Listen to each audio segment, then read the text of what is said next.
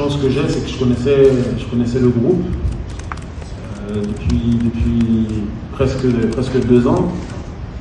Donc quand on a repris avec le staff cette équipe, on avait du temps, on avait gagné du temps parce qu'on connaissait ce groupe parfaitement.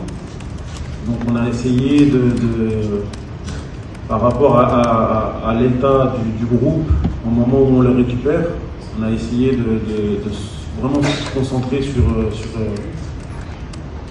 la cohésion du groupe. Sur la cohésion du groupe. Après, spécial, non, je pense pas. En fait, j'ai rien inventé. Je fais vraiment des choses basiques.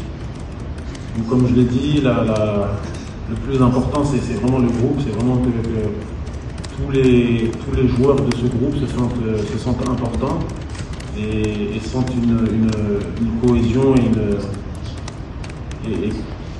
le plus important pour nous, le staff, c'est que tous les joueurs se sentent vraiment égaux, se sentent vraiment sur le même pied d'égalité. Et à partir du moment où les joueurs se sentent dans cet état d'esprit-là, c'est beaucoup plus facile pour qu'il y ait une cohésion de groupe. Donc non, je ne pense pas être quelqu'un de spécial ou un coach spécial.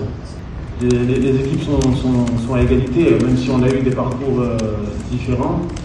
Eux, ils ont fait jusque-là le parcours sans faute, où ils sont montés en puissance parce qu'ils avaient commencé leur premier match par un match nul contre la Guinée équatoriale, et puis après ça, ils avaient un peu modifié leur système. Contre nous, ils innovaient, donc ils prenaient un peu leur marque, et au fur et à mesure de la compétition, ils sont montés en puissance et sont devenus de plus en plus solides défensivement et dangereux offensivement.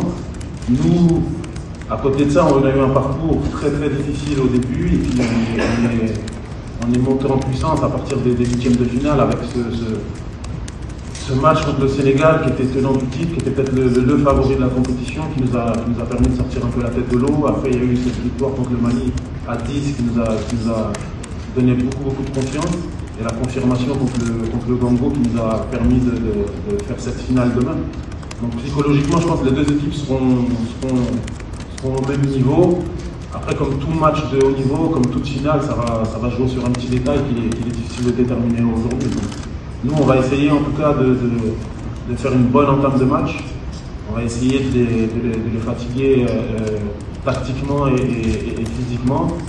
Mais on va pas stresser, on va être patient. Une finale, c'est au moins 90 minutes. On sait qu'il va y avoir de la pression des deux côtés. Donc, on va se concentrer pour bien commencer le match.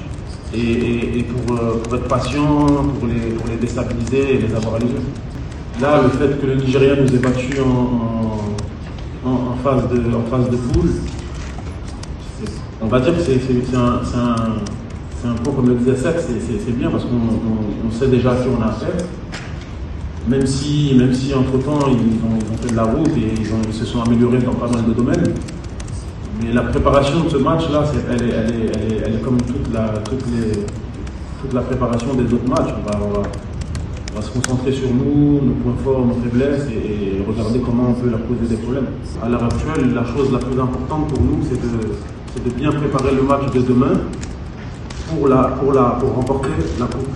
Après, on aura le temps de s'asseoir et déjà beaucoup de se reposer et de penser à l'avenir. Mais sincèrement, j'ai demandé à nos dirigeants de ne pas nous parler de ce qui va se passer après la compétition. Là, on est tellement concentré et focus sur la finale de demain.